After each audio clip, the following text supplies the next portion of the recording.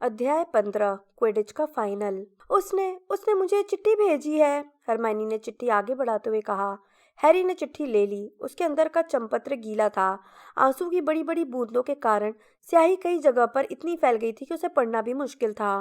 प्रिय हरमाइनी, हम हार गए। हमें उसे हॉगवर्ट्स लाने की इजाज़त मिल गई है। मृत्यु दंड की तारीख बाद में तय होगी। बिकी को लंदन में खूब मज़ा आया। तुमने हमारी जो मदद की उसे हम कभी नहीं भूलेंगे, हैग्रिड। वे लोग ऐसा नहीं कर सकते, हैरी बोला। वे ऐसा नहीं कर सकते। बकबीक खतरनाक नहीं है। मेलफॉय के डैडी ने खतरनाक प्राणी खात्मा समिति को डरा दिया है, हरमाइनी अपनी आंखें पोंछते हुए बोली। तुम तो जानते ही हो कि वे कैसे हैं। समिति में बहुत से मूर्ख बूढ़े हैं और सब डरे हुए हैं।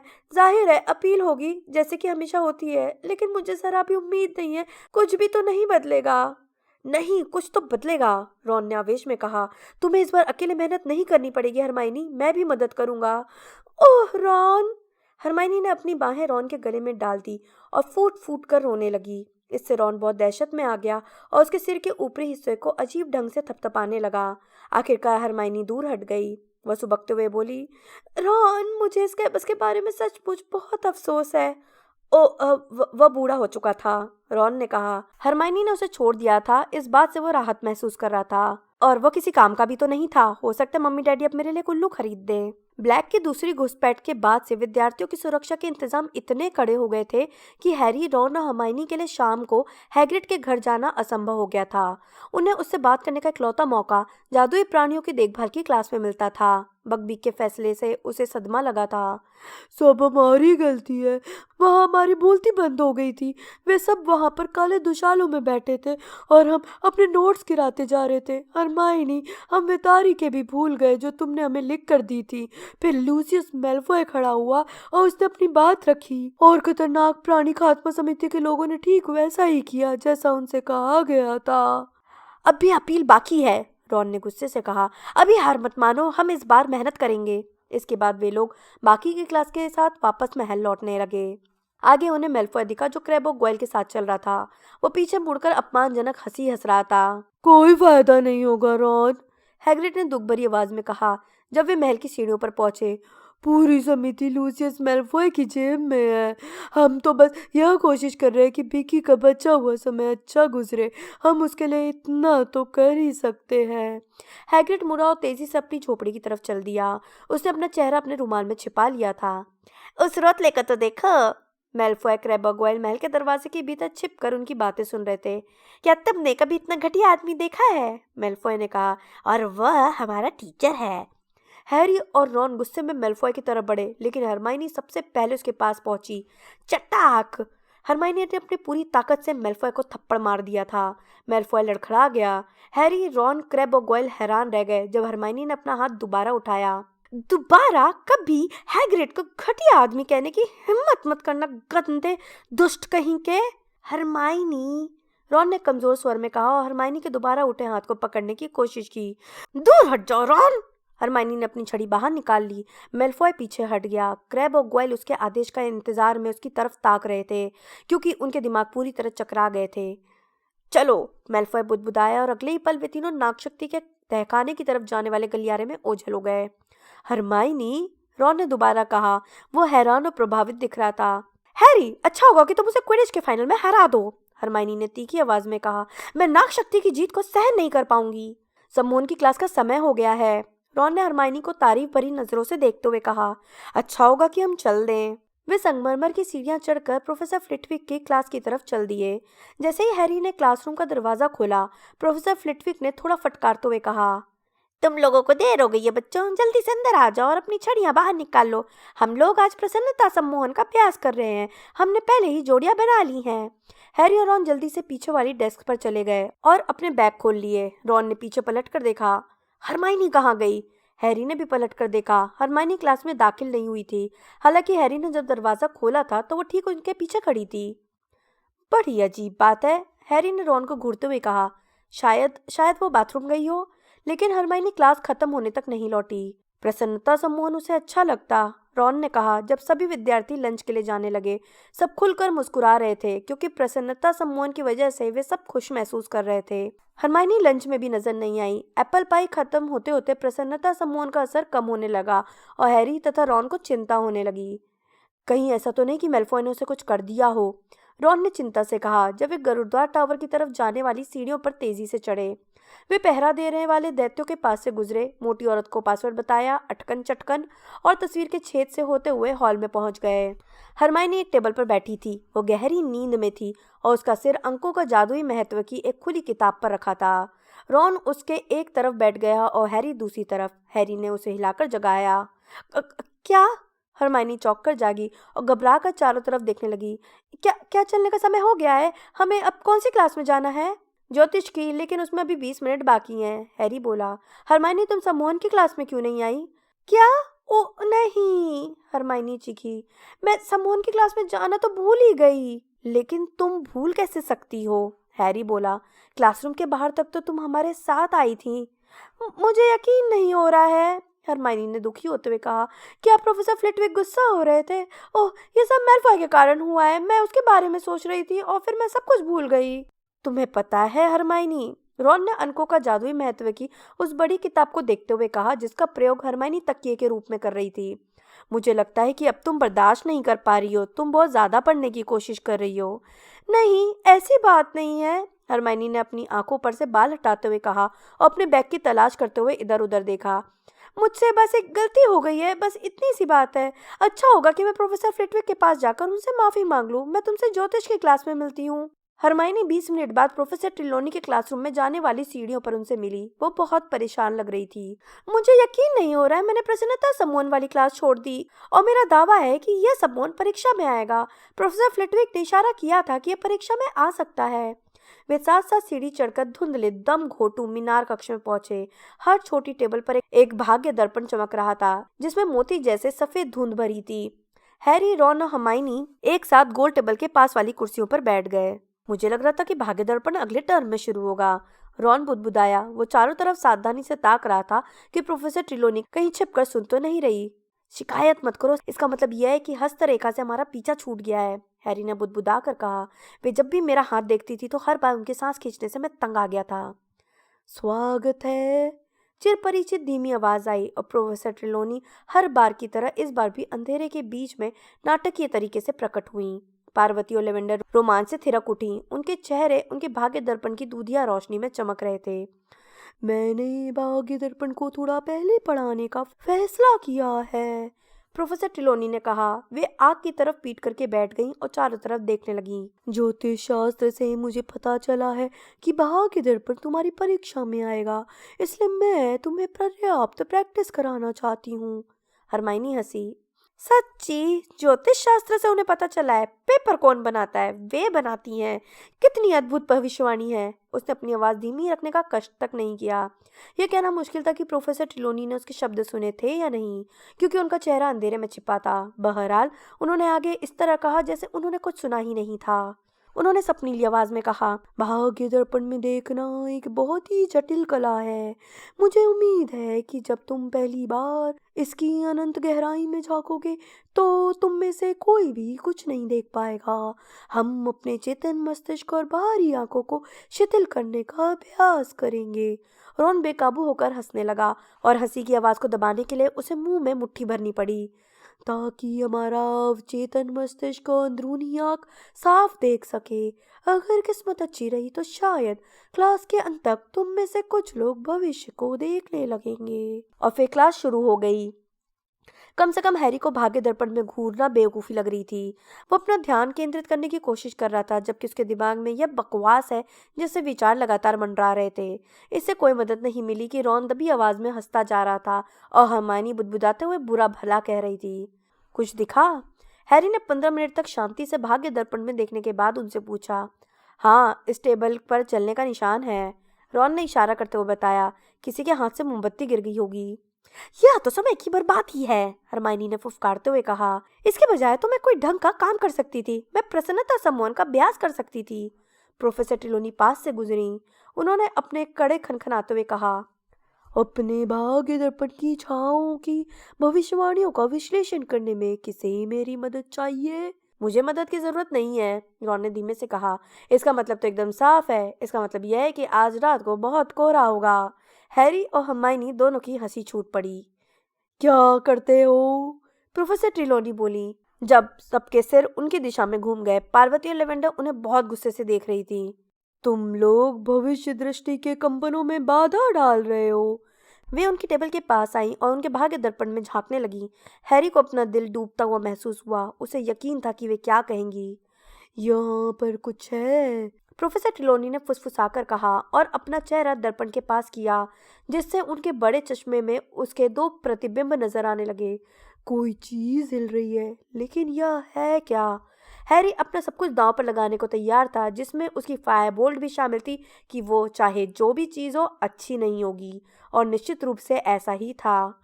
अरे, प्रोफेसर ट्रिलॉनी ने सांस खींचते हुए हैरी को घूरा। यहाँ पर बिल्कुल साफ दिख रहा है, वह तुम्हारी तरफ बढ़ता चला आ रहा है और करीब आता जा रहा है। ग्री हरमाइनी बीच में जोर से बोल पड़ी। अरे, कहीं फिर से वह बेवकूफ ग्रिम तो नहीं है? प्रोफेसर ट्रिलॉनी ने अपनी बड़ी आंखें उठाकर हरमाइनी के चेहरे को देखा। पार्वती ने फुसफुसाकर लेवेंडर से कुछ कहा और वे दोनों भी हरमाइनी को घूरने लगी। प्रोफेसर ट्रिलॉनी उठकर खड़ी हुई और उन्हें गुस्से से घूरने लगी। बड़े अफसोस के साथ कहना पड़ रहा है कि जिस पल तुमने इस क्लास में कदम रखा था, उसी पल मैं समझ गई थी कि तुम में ज्योतिष की महान कला समझने के गुण नहीं है। दरअसल मुझे याद नहीं है कि आज तक मुझे ऐसा कोई और विद्यार्थी मिला हो जिसका दिमाग इतना कुंद हो। एक पल की खामोशी रही और फिर, ठीक है, हरमाइनी अचानक बोली। फिर वह खड़ी हुई और भविष्य का खुलासा किताब अपने बैग में ठूस ली। ठीक है, उसने अपने कंधे पर बैग लटकाया, जिससे रॉन उसकी कुर्सी से गिरते गिरते बचा। मैं छोड़ रही हूँ, मैं जा रही हूँ। पूरी क्लास हैरानी से देखती रही जब हरमाइनी ने दरवाजे पर लात मार कर उसे खोला और फिर सीढ़ियां उतरकर ओझल हो गई। क्लास को दोबारा व्यवस्थित होने में कुछ मिनट लग गए। ऐसा लगता था कि प्रोफेसर ट्रिलॉनी ग्रिम के बारे में सब कुछ भूल गई थी। वे हैरी और रॉन की टेबल के पास से तत्काल चली गईं। उनकी सांस थोड़ी तेज चलने लगी जब उन्होंने अपने पतले शॉल को और कसकर लपेट लिया। ऊ! लेवेंडर ने अचानक कहा, जिससे हर कोई चौंक गया। ओह, प्रोफेसर ट्रिलॉनी, मुझे अभी अभी याद आया, आपने पहले ही उसे छोड़ के जाने की भविष्यवाणी कर दी थी, है ना? है ना प्रोफेसर? ईस्टर के आसपास हम में से कोई हमें हमेशा के लिए छोड़कर चला जाएगा। आपने ये बात बहुत पहले ही बता दी थी प्रोफेसर।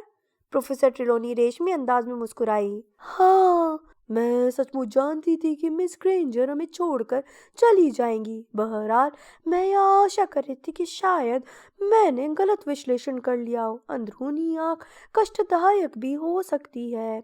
लेवेंडर और पार्वती बहुत प्रभावित दिख रही थी। वे इस तरह से बैठ गई ताकि प्रोफेसर ट्रिलॉनी उनकी टेबल पर आ सके। हरमाइनी आज कितने मजे में होगी, है ना? रॉन ने बुदबुदाकर हैरी से कहा। हाँ, हैरी ने भाग्य दर्पण में देखा, लेकिन उसे उसमें सफेद धुंध के सिवाय कुछ नहीं दिखा। क्या प्रोफेसर ट्रिलॉनी को सचमुच ग्रिम दोबारा दिखा था? क्या वह उसे भी दिखेगा? क्विडिच फाइनल करीब आ रहा था, इसलिए वो किसी घातक दुर्घटना का शिकार नहीं होना चाहता था। ईस्टर की छुट्टियां आनंददायक नहीं थीं। थर्ड ईयर के विद्यार्थियों को कभी इतना सारा होमवर्क नहीं करना पड़ा था। नेविल लॉन्गबॉटम की हालत बहुत खराब थी, और सिर्फ उसी का यह हाल नहीं था। इसे छुट्टी कौन कह सकता है? सीमस फिनिगन एक दोपहर को हॉल में गरजा। परीक्षा भी कोस दूर है, आखिर वे लोग चाहते क्या हैं? लेकिन हरमाइनी को जितनी ज्यादा पढ़ाई करनी थी, उतनी किसी को नहीं करनी थी। ज्योतिष विषय के छूटने के बाद भी उसके पास बाकी विद्यार्थियों से ज्यादा विषय थे। आमतौर पर वो रात को सबसे आखिर में हॉल छोड़कर जाती थी और अगली सुबह सबसे पहले लाइब्रेरी में पहुंचती थी। ल्यूपिन की तरह ही उसकी आंखों के नीचे भी काले निशान दिखने लगे थे, और ऐसा लगता था जैसे वो किसी भी पल रोने लगेगी। रॉन ने बकबिक के मुकदमे में अपील की जिम्मेदारी ले ली थी। वह जब अपना होमवर्क नहीं कर रहा होता था, तब मोटी मोटी किताबें पढ़ता रहता था, जिसके नाम इस तरह के थे: गरुड़ अश्व के मनोविज्ञान की हैंडबुक और पशु या पिशाच गरुड़ अश्व की क्रूरता का अध्ययन। वह अपने काम में इतना ज्यादा व्यस्त था कि वह क्रुक्शंस पर गुस्सा होना भी भूल गया था। इस दौरान हैरी को अपने होमवर्क के साथ साथ हर दिन क्विडिच की प्रैक्टिस भी करनी पड़ती थी। इसके अलावा वुड के साथ रणनीति पर अंतहीन चर्चा तो होती ही रहती थी। गरुड़द्वार नागशक्ति का मैच ईस्टर की छुट्टियों के बाद पड़ने वाला था, पहले शनिवार को। नागशक्ति की टीम टूर्नामेंट में पूरे 200 पॉइंट से आगे थी। इसका मतलब था, जैसा कि वुड अपनी टीम को बार बार याद दिलाता था, कि उन्हें कप जीतने के लिए 200 पॉइंट से ज्यादा अंतर में मैच जीतना पड़ेगा। इसका यह भी मतलब था कि जीतने का दारोमदार खास तौर पर हैरी के कंधों पर था, क्योंकि सुनहरी गेंद पकड़ने पर 150 पॉइंट मिलते थे। तुम्हें सुनहरी गेंद सिर्फ तभी पकड़ना है जब हम 50 पॉइंट से ज्यादा अंतर से आगे हों, वुड हैरी को बार बार बताता था। सिर्फ तभी हैरी, जब हम 50 से ज्यादा पॉइंट से आगे हों, वरना हम मैच तो जीत जाएंगे लेकिन कप हार जाएंगे। तुम समझ गए ना? तुम्हें सुनहरी गेंद सिर्फ तभी पकड़ना है जब हम। मैं जानता हूँ ओलिवर, हैरी चिल्लाकर बोला। पूरा गरुड़द्वार हाउस आने वाले मैच की दीवानगी में डूबा था। गरुड़द्वार ने आखिरी बार क्विडिच कप तब जीता था जब मशहूर चार्ली वीजली, रॉन का बड़ा भाई, खोजी था। उसके बाद से अब तक ऐसा नहीं हुआ था, लेकिन हैरी को विश्वास था कि इस बार क्विडिच कप को जीतने की जितनी हसरत उसके मन में है, उतनी उसकी टीम के किसी भी खिलाड़ी के, यहाँ तक कि वुड के मन में भी नहीं होगी। हैरी और मेलफॉय की दुश्मनी अब चरम बिंदु पर थी। मेलफॉय अब भी हॉग्समीड में कीचड़ फेंकने वाली घटना से जला भुना था। वो और भी गुस्सा इसलिए था क्योंकि हैरी न जाने कैसे सजा पाने से बच गया था। दूसरी ओर हैरी यह नहीं भूला था कि चीलघात वाले मैच में मेलफॉय ने उसे झाड़ू पर से गिराने की कोशिश की थी। बकबीक के मामले की वजह से उसके संकल्प कर लिया था कि वो पूरे स्कूल के सामने मेलफॉय को हरा देगा। किसी को भी यह याद नहीं था कि किसी मैच के पहले कभी इतना ज्यादा तनावपूर्ण माहौल रहा हो। छुट्टियां खत्म होते होते दोनों टीमों और हाउसों के बीच का तनाव चरम सीमा पर पहुंच चुका था। गलियारों में छुटपुट झगड़े होने लगे थे, जिसके परिणाम स्वरूप गरुड़द्वार के 4th ईयर का एक विद्यार्थी और नागशक्ति के 6th ईयर का एक विद्यार्थी अस्पताल में पहुंच गए, क्योंकि उनके कान से पौधे अंकुरित होने लगे थे। हैरी के लिए समय खास तौर पर बुरा था। उसके क्लास में जाते समय नागशक्ति के विद्यार्थी टांग अड़ाकर उसे गिराने की कोशिश करते थे। वह जहां भी जाता था वहां क्रैब और ग्वाइल प्रकट हो जाते थे, लेकिन जब वे उसे विद्यार्थियों से घिरा देखते थे तो निराश होकर चले जाते थे। वुड ने सबको निर्देश दे रखा था कि हैरी के साथ हमेशा कोई ना कोई रहना चाहिए, क्योंकि नागशक्ति के विद्यार्थी उसे चोट पहुंचाने की कोशिश कर सकते हैं। पूरे गरुड़द्वार ने इस चुनौती को उत्साह के साथ स्वीकार किया। अब हैरी के लिए समय पर क्लास में पहुंचना असंभव हो रहा था, क्योंकि आसपास हमेशा बहुत से विद्यार्थी बातें करते हुए चलते थे। हैरी अपने बजाय अपनी फायरबोल्ट की सुरक्षा के बारे में ज्यादा चिंतित था। जब वह उस पर सवारी नहीं कर रहा होता था तो उसे संभाल कर अपने संदूक में बंद कर देता था, और अक्सर क्लासों के बीच के खाली समय में गरुड़द्वार हाउस में भागकर यह जांच करने जाता था कि फायरबोल्ट सुरक्षित है या नहीं। मैच से पहले वाली रात को गरुड़द्वार के हॉल में सभी सामान्य गतिविधियां बंद हो गई थीं, यहाँ तक कि हरमाइनी ने भी अपनी किताबें एक तरफ रख दी थीं। उसने परेशान होकर कहा, मैं पढ़ ही नहीं सकती हूँ, मेरा ध्यान भटक रहा है। वहाँ काफी शोर हो रहा था। फ्रेड और जॉर्ज वीजली तनाव दूर करने के लिए सामान्य से ज्यादा हल्ला मचा रहे थे और ज्यादा शरारतें कर रहे थे। ओलिवर वुड एक कोने में क्विडिच पिच के मॉडल पर झुका हुआ था और उस पर रखे छोटे मोहरों को अपनी छड़ी से कुरेदते हुए बुदबुदाता जा रहा था। एंजेलिना, एलिसिया और कैटी फ्रेड और जॉर्ज के चुटकुलों पर हंस रही थी। हैरी, रॉन और हरमाइनी के साथ इन सब से थोड़ी दूरी पर बैठा हुआ था। वो बहुत कोशिश कर रहा था कि अगले दिन के बारे में न सोचे, क्योंकि जब भी वो ऐसा करता था तो हर बार उसे भयानक एहसास होता था कि कोई बहुत बड़ी चीज उसके पेट से बाहर निकलने की कोशिश कर रही है। हालांकि हरमाइनी खुद बहुत दहशत में लग रही थी, लेकिन उसने हिम्मत बंधाते हुए कहा, जीत तुम्हारी ही होगी। तुम्हारे पास फायर बोल्ट है, रॉन बोला। हाँ, हैरी ने कहा। उसके पेट में खलबली मची हुई थी। उसे राहत का एहसास हुआ जब वुड अचानक खड़े होकर चिल्लाया, सभी खिलाड़ी अपने अपने बिस्तर पर। हैरी अच्छी तरह से सो नहीं पाया। उसने सपना देखा कि वो ज्यादा देर तक सोता रह गया और वुड चीख रहा था कि तुम कहाँ थे, हमें तुम्हारी बजाय नेविल को खिलाना पड़ा। फिर उसे सपना देखा कि मेलफॉय नागशक्ति की टीम के बाकी खिलाड़ी मैच में ड्रैगनों पर सवारी कर रहे हैं। वह तूफानी रफ्तार से उड़ रहे हैं और मेलफॉय के ड्रैगन के मुंह से निकलने वाली लपटों से बचने की कोशिश कर रहा था। तभी उसे एहसास हुआ कि वो अपनी फायरबोल्ट भूल आया था। वह ऊंचाई से गिरने लगा था और एक झटके के साथ जागा। हैरी को कुछ पल बाद जाकर समझ में आया कि मैच तो अभी हुआ ही नहीं था। वह सुरक्षित रूप से बिस्तर पर लेटा था और नागशक्ति की टीम को निश्चित रूप से ड्रैगनों पर सवारी करने की अनुमति नहीं दी जाएगी। उसे बहुत प्यास लग रही थी, इसलिए वो खामोशी से अपने बिस्तर से नीचे उतरा और खिड़की के नीचे रखे चांदी के जग में से पानी पीने लगा। बाहर शांति और सन्नाटा था। हवा बिल्कुल नहीं चल रही थी और अंधेरे जंगल के पेड़ों के ऊपरी हिस्सों पर हवा का कोई नामो निशान भी नहीं था। लड़ाकू पेड़ स्थिर खड़ा था और मासूम दिख रहा था। ऐसा लग रहा था जैसे मैच के लिए आदर्श मौसम रहेगा। हैरी ने अपना गिलास रख दिया। वो अपने बिस्तर पर जाने के लिए मुड़ने ही वाला था कि तभी उसकी निगाह किसी चीज पर पड़ी। कोई जानवर चांदनी में नहाए लॉन के पार जा रहा था। हैरी अपने बिस्तर के पास वाली टेबल पर भाग कर गया। उसने अपना चश्मा उठाकर पहना और फिर तेजी से खिड़की के पास वापस लौटा। यह ग्रिम नहीं हो सकता था, अभी नहीं, मैच के ठीक पहले। उसने एक बार फिर मैदान की तरफ देखा। 1 मिनट तक हड़बड़ी में नजर दौड़ाने के बाद उसे जानवर दिखाई दिया। अब वह जानवर जंगल के कोने में घूम रहा था। वह ग्रिम नहीं था, वह तो बिल्ली थी। हैरी ने राहत में खिड़की की चौखट पकड़ ली जब उसने उसकी पूंछ को पहचान लिया। वह तो क्रुक्षेंस थी, या फिर क्रुक्षेंस के साथ कोई और भी था। हैरी ने गौर से देखते हुए अपनी नाक खिड़की के कांच से सटा ली। क्रुक्षेंस लगभग रुक गई थी। हैरी को लगा कि उसे पेड़ों की छाया में कोई और चीज भी हिलते दिखाई दे रही थी, और अगले ही पल वह चीज सामने आ गई। बड़े बालों वाला एक विशाल काला कुत्ता। वह कुत्ता चुपके से लॉन के पार जा रहा था और क्रुक्षेंस उसके साथ चल रही थी। हैरी घूरता रह गया। इसका क्या मतलब हो सकता है? अगर क्रुक्षेंस को भी कुत्ता दिखाई दे रहा है तो फिर वह हैरी की मौत का अपशगुन कैसे हो सकता है? रॉन, हैरी ने फुसफुसा कर कहा, रॉन उठो। मैं चाहता हूँ कि तुम कुछ देखो। बहुत अंधेरा है हैरी, रॉन भारी आवाज में बुदबुदाया। तुम किस बारे में बात कर रहे हो? वहां नीचे। हैरी ने तत्काल खिड़की के बाहर देखा। क्रुक्षेंस और कुत्ता दोनों गायब हो चुके थे। हैरी खिड़की की चौखट पर चढ़ा ताकि महल की छाया में नीचे देख सके, लेकिन वहां कोई नहीं था। वे कहाँ चले गए थे? तेज खर्राटे की आवाज से उसे पता चल गया कि रॉन एक बार फिर सो गया था। हैरी और गुरुद्वार की टीम के बाकी खिलाड़ी अगले दिन जब बड़े हॉल में पहुंचे तो जोरदार हर्ष ध्वनि से उनका स्वागत हुआ। हैरी मुस्कुराए बिना नहीं रह सका जब उसने देखा कि चीलघात और मेहनतकश की टेबलों की तरफ से भी तालियां बज रही थी। अलबत्ता नागशक्ति की टेबल हाय हाय कर रही थी। हैरी का ध्यान इस तरफ भी गया कि मेलफॉय का चेहरा आज हमेशा से कहीं ज्यादा पीला दिख रहा था। वुड ने पूरे नाश्ते के दौरान अपनी टीम को अच्छी तरह से खाने के लिए प्रेरित किया। हालांकि उसने खुद कुछ नहीं खाया। फिर बाकी लोगों के नाश्ता खत्म करने से पहले ही अपने खिलाड़ियों को लेकर जल्दी से पिच की तरफ चल दिया ताकि टीम माहौल और मौसम का जायका ले सके। उनके बड़े हॉल से निकलने पर एक बार फिर जोरदार हर्ष ध्वनि हुई। गुड लक हैरी, चो चैंग बोली। हैरी का चेहरा लाल हो गया। ठीक है, हवा बिल्कुल भी नहीं चल रही है, सूरज थोड़ा ज्यादा चमक रहा है, इससे तुम्हें देखने में थोड़ी परेशानी हो सकती है। इस बात का ध्यान रखना, जमीन सख्त है। अच्छा है, इससे हम तेजी से ऊपर पहुंचेंगे। वुड पिच पर चहलकदमी करता रहा और अपने पीछे चल रही टीम के साथ चारों तरफ देखता रहा। आखिरकार महल का सामने वाला दरवाजा खुला और विद्यार्थी मैच देखने स्टेडियम की तरफ आने लगे। चेंजिंग रूम में चलो, वुड ने कहा। अपने लाल तुशाले पहनते समय कोई कुछ नहीं बोला।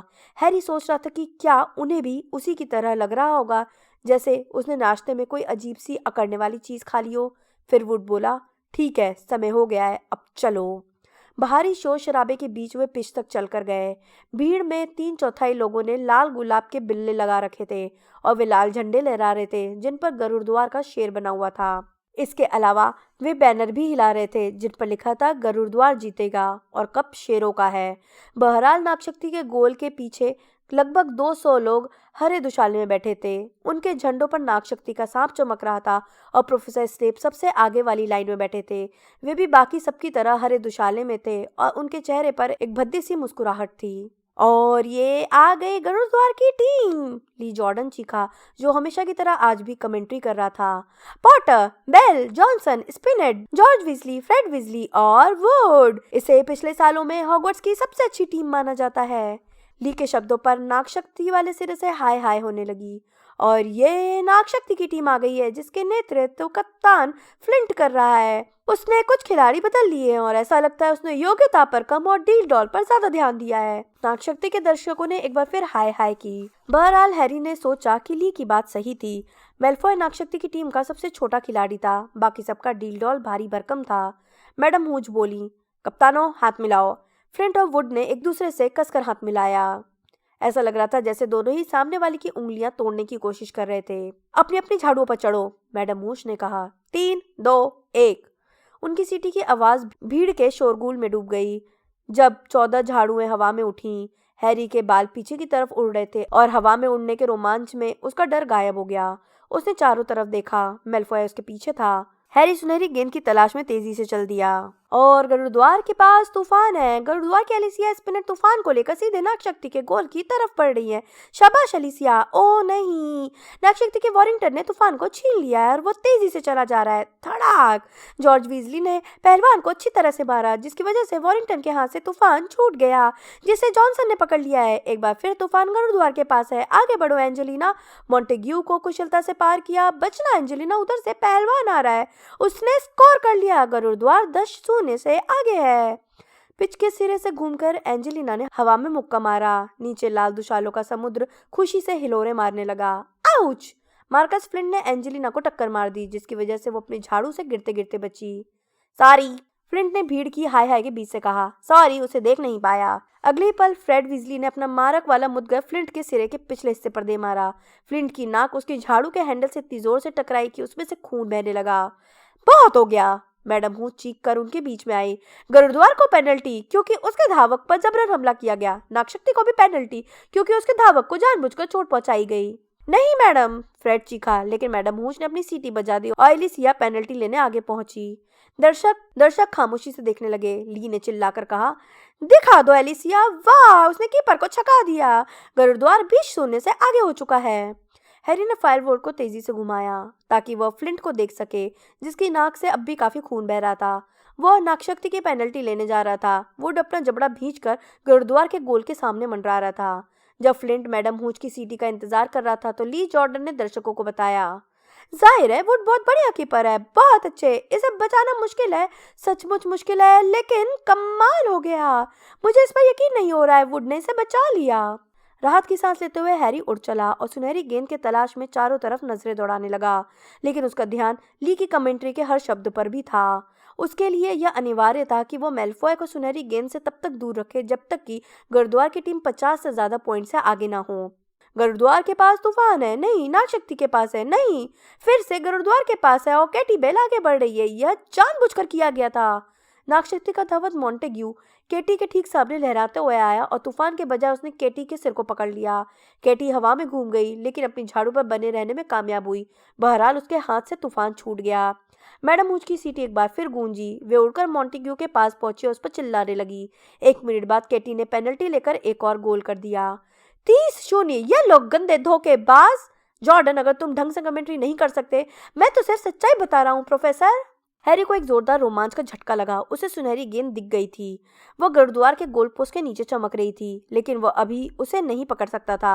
और अगर मेलफॉय ने उसे देख लिया। अचानक हैरी ने ऐसा अभिनय किया जिससे उसे सुनहरी गेंद दिख गई हो। उसे तत्काल अपनी फायरबोल्ट मोड़ी और नागशक्ति के गोल की तरफ बढ़ने लगा। उसकी चाल सफल हो गई। मेलफॉय भी तेजी से उसके पीछे उड़ने लगा। जाहिर है वह यह सोच रहा था कि हैरी को वहां पर सुनहरी गेंद दिखी होगी। शटाक! एक पहलवान हैरी के दाएं कान के पास से गुजरा। उसे नागशक्ति के दैत्यकार मारक डेरिक ने मारा था। अगले ही पल शटाक! दूसरा पहलवान हैरी की कोहनी को छूता हुआ निकला। बोल नामक दूसरा मारक भी करीब आ रहा था। हैरी को एक हल्की सी झलक दिखी कि बोल और डेरिक दोनों उसकी तरफ अलग अलग दिशाओं से उड़ते हुए आ रहे थे और उन्होंने अपने मुद्गर उठा रखे थे। उसने बिल्कुल आखिरी पल अपनी फायरबोल्ट को ऊपर की तरफ किया, जिस वजह से बोल और डेरिक की जोरदार टक्कर हो गई। जब नागशक्ति के मारक अपना अपना सिर मलते हुए एक दूसरे से अलग हुए तो ली जॉर्डन ने हंसते हुए कहा, हा, बुरी बात है लड़कों, फायरबोल्ट को हराने के लिए थोड़ी ज्यादा फुर्ती दिखानी चाहिए थी। और गुरुद्वार के पास एक बार फिर तूफान है। जॉनसन ने तूफान को अपने कब्जे में कर लिया है। उसके पास फ्लिंट है। उसकी आंखों में गुदगुदी कर दो एंजेलिना। मैं तो मजाक कर रहा था प्रोफेसर, सिर्फ एक मजाक था। अरे नहीं, फ्लिंट ने तूफान को छीन लिया। वो गुरुद्वार के गोल की तरफ बढ़ रहा है। वुड, गोल बचाओ। लेकिन फ्लिंट ने गोल कर दिया। नागशक्ति के दर्शकों में खुशी का विस्फोट हो गया और ली ने इतनी गंदी गाली दी कि प्रोफेसर मैगोनिकल ने उससे जादुई मेगाफोन छीनने की कोशिश की। सॉरी प्रोफेसर, सॉरी, ये दोबारा नहीं होगा। तो गुरुद्वार 30-10 से आगे और तूफान गुरुद्वार के पास है। हैरी अब तक जितने भी मैच खेला था यह उनमें सबसे गंदा मैच साबित हो रहा था। नागशक्ति के खिलाड़ी इस बात पर गुस्सा थे कि गुरुद्वार ने इतनी जल्दी लीड ले ली थी। वे तूफान छीनने के लिए हर हथकंडा अपना रहे थे। बोल ने एलिसिया को अपने मुद्गर से मार दिया और यह कहने की कोशिश की कि उसने एलिसिया को पहलवान समझा था। जॉर्ज विजली ने बदला लेते हुए बोल के मुंह पर कोनी दे मारी। मैडम हूज ने दोनों टीमों को पेनल्टी दी। वुड ने एक बार फिर शानदार तरीके से गोल बचा लिया, जिससे स्कोर 40-10 हो गया। सुनहरी गेंद एक बार फिर गायब हो गई थी। मेलफॉय अब भी हैरी के करीब ही था, जो सुनहरी गेंद की खोज में चारों तरफ देख रहा था। एक बार गुरुद्वार की टीम 50 पॉइंट आगे तो हो जाए। केटी ने गोल कर दिया। 50-10। फ्रेड और जॉर्ज उसके आसपास पहरा दे रहे थे। नागशक्ति के खिलाड़ी इस गोल से चिढ़कर केटी को नुकसान न पहुंचाए, इसलिए उन्होंने अपने मुद्गर उठा लिए थे। बोल और डेरिक ने फ्रेड और जॉर्ज की अनुपस्थिति का लाभ उठाते हुए वुड को घायल कर दिया। उन्होंने दोनों पहलवान वुड की तरफ दे मारे, जो एक के बाद एक उसके पेट में लगे। वुड की हवा निकल गई, वो अपने झाड़ू को पकड़े पकड़े ही घूम गया। मैडम हुच ने अपना आपा खो दिया। वे बोल और डेरिक पर बरसते हुए चीखी, जब तक तूफान गोल के आसपास न हो तब तक कीपर पर हमला नहीं किया जा सकता। गुरुद्वार को पेनल्टी, और एंजेलिना ने पेनल्टी करके गोल कर दिया। 60-10। कुछ पल बाद फ्रेड वीजली ने फॉरिंगटन की तरफ पहलवान मार दिया, जिससे उसके हाथ से तूफान छूट गया। एलिसिया ने तूफान को पकड़कर नागशक्ति के गोल में डाल दिया। 70-10। गुरुद्वार के दर्शक इतनी जोर से चीखने लगे कि उनका गला बैठ गया। गुरुद्वार की टीम 60 पॉइंट से आगे थी। अगर हैरी इस समय सुनहरी गेंद पकड़ ले तो वे कब जीत जाएंगे। हैरी अब पिच के चारों तरफ उड़ रहा था। उसे महसूस हुआ कि उस पर सैकड़ों आंखें जमी हुई थी। मैल्फॉय हैरी के ठीक पीछे उड़ रहा था और फिर हैरी को सुनहरी गेंद दिख गई। वह उससे 20 फुट ऊपर चमक रही थी। हैरी ने अपनी रफ्तार बढ़ा दी। हवा उसके कानों में गरज रही थी। उसने अपना हाथ फैलाया, लेकिन अचानक फायरबोल्ट धीमी हो गई थी। दहशत में उसने नीचे की तरफ देखा। मेल्फॉय ने आगे झुककर फायरबोल्ट की पूंछ को पकड़ लिया था और उसे पूरी ताकत से खींच रहा था। तुम! हैरी को इतना गुस्सा आया कि वो मेल्फॉय को मारना चाहता था, लेकिन वह उसके पास तक नहीं पहुंच सकता था। फायरबोल्ट को पकड़ने की कोशिश के कारण मेल्फॉय हाफने लगा था, लेकिन उसकी आंखों में शैतानी चमक थी। वह जो चाहता था वह हो गया था। सुनहरी गेंद फिर से गायब हो गई थी। पेनल्टी! गुरुद्वार को पेनल्टी! मैंने इतना घटिया खेल पहले कभी नहीं देखा है, मैडम हूच चीखी। फिर वह मेल्फॉय को डांटने के लिए उड़कर गई, जो वापस अपनी निम्बस 2001 पर बैठ गया था। धोखेबाज निकम्मे! ली जॉर्डन मेगाफोन में चिल्ला रहा था और प्रोफेसर मैगोनिगल की बहुत से दूर नाच रहा था। घटिया मक्कार! प्रोफेसर मैगोनिगल ने भी उसे रोकने की कोशिश नहीं की। दरअसल उनकी भी मुट्ठियां मेल्फॉय की दिशा में लहरा रही थी। उनका हैट गिर गया था और वे भी गुस्से से चिल्ला रही थी। एलिसिया ने गुरुद्वार की तरफ से पेनल्टी ली, लेकिन वो इतने गुस्से में थी कि तूफान गोल से कई फुट दूर से गुजर गया। गुरुद्वार की टीम की एकाग्रता भंग हो रही थी और नागशक्ति के खिलाड़ी मेल्फॉय की चालबाजी से खुश थे। मेल्फॉय ने हैरी के खिलाफ जो हरकत की थी, उससे उनका उत्साह बढ़ गया था। नागशक्ति के पास तूफान है। नागशक्ति की टीम गोल की तरफ बढ़ रही है। मॉन्टेग्यू ने गोल कर दिया, ली ने बढ़ते हुए कहा। गुरुद्वार की टीम 70-20 से आगे है। हैरी अब मेल्फॉय के इतने पास उड़ रहा था कि उनके घुटने आपस में टकरा रहे थे। हैरी मेल्फॉय को सुनहरी गेंद के आसपास भी नहीं पहुंचने देना चाहता था। दूर हटो पॉटर! मेल्फॉय ने कुंठा में चीखा जब उसने मुड़ने की कोशिश की, लेकिन देखा कि हैरी ने उसका रास्ता रोक रखा है। गुरुद्वार की एंजेलिना जॉनसन ने तूफान छीन ली है। चलो एंजेलिना, चलो! हैरी ने चारों तरफ देखा। मेल्फॉय को छोड़कर नागशक्ति का हर विद्यार्थी, यहाँ तक कि नागशक्ति का रक्षक भी एंजेलिना की तरफ उड़कर जा रहा था। वे सब उसका रास्ता रोकने वाले थे। हैरी ने फायरबोल्ट को घुमाकर इतनी नीचे झुकाया कि वह हैंडल पर लेट गया और फिर तेजी से आगे बढ़ा। गोली की रफ्तार से वह नागशक्ति के खिलाड़ियों की तरफ जाने लगा। आ! तेजी से फायरबोल्ट आती देखकर वे तितर बितर हो गए। एंजेलिना का रास्ता साफ हो गया था। उसने गोल कर दिया! उसने गोल कर दिया! गुरुद्वार 80-20 से आगे है। हैरी सिर के बल स्टैंड्स में घुसने वाला था, लेकिन वह रुका, पलटा और दोबारा पिच के बीचों बीच आ गया। और फिर उसने एक ऐसी चीज देखी जिससे उसका दिल धक रह गया। मेल्फॉय गोता लगा रहा था और उसके चेहरे पर विजय की झलक थी। नीचे घास के कुछ फुट ऊपर सुनहरी झलक दिख रही थी। हैरी ने फायरबोल्ट को नीचे की तरफ धकेला, लेकिन मेल्फॉय मीलों आगे था। चलो चलो चलो! हैरी ने अपनी झाड़ू को प्रेरित किया। वो मेल्फॉय की बराबरी पर आ रहा था। जब बोल ने हैरी की तरफ पहलवान मारा तो वो अपनी झाड़ू के हैंडल पर लेट गया। वो मेल्फॉय के टखनों पर था, उसकी बराबरी पर था। हैरी ने खुद को आगे फेंका और अपने दोनों हाथ झाड़ू से हटा लिए और उसने मेल्फॉय की बांह रास्ते से हटाई और हाँ! उसने गोता पूरा करते हुए हवा में अपना हाथ उठाया। ऐसा लग रहा था जैसे पूरे स्टेडियम में जोरदार विस्फोट हो गया हो। हैरी भीड़ के ऊपर उड़ता रहा। उसके कान में एक अजीब सी आवाज हो रही थी। छोटी सी सुनहरी गेंद उसकी मुट्ठी में कसकर बंद थी और उसकी उंगलियों के बीच अपने पंख निराशाजनक ढंग से फड़फड़ा रही थी।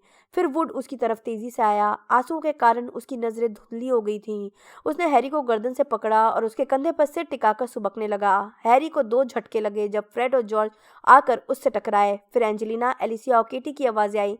हमने कब जीत लिया! हमने कब जीत लिया! बाहों में बाहें डाले गुरुद्वार की टीम जमकर चीखती हुई जमीन पर उतरी। लाल दुशालों के समर्थकों की लहरें पर लहरें बैरियर पार करके पिच पर भागती हुई आई। खिलाड़ियों की पीठ पर हाथों की बौछार हो रही थी। हैरी को शोर सुनाई दे रहा था और यह एहसास हो रहा था कि लोग उसे गले लगाने के लिए उस पर कूद रहे हैं। कुछ समय बाद भीड़ ने उसे और उसकी टीम के बाकी खिलाड़ियों को अपने कंधे पर बिठा लिया। रोशनी में आने के बाद हैरी को हैग्रिड दिखा, जिसने ऊपर से नीचे तक लाल गुलाब वाले बिल्ले लगा रखे थे। तुमने उन्हें हरा दिया हैरी, तुमने उन्हें हरा दिया।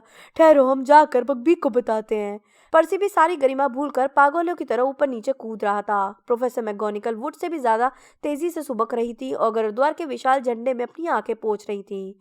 उधर रॉन और हर्माइनी हैरी के पास आने की कोशिश कर रहे थे। उनके मुंह से शब्द नहीं निकल रहे थे, वे सिर्फ खुलकर मुस्कुराते रहे जब हैरी को स्टैंड तक ले जाया गया। स्टैंड में डंबलडोर बड़ा क्विडिच कप हाथ में लिए उनका इंतजार कर रहे थे। सुबकते हुए वुड ने हैरी को कप दिया और उसने इसे हवा में उठाया। हैरी को महसूस हुआ कि अगर इस समय एक भी दम पिशाच आसपास होता तो वह दुनिया का सबसे अच्छा पितृदेव उत्पन्न कर सकता था।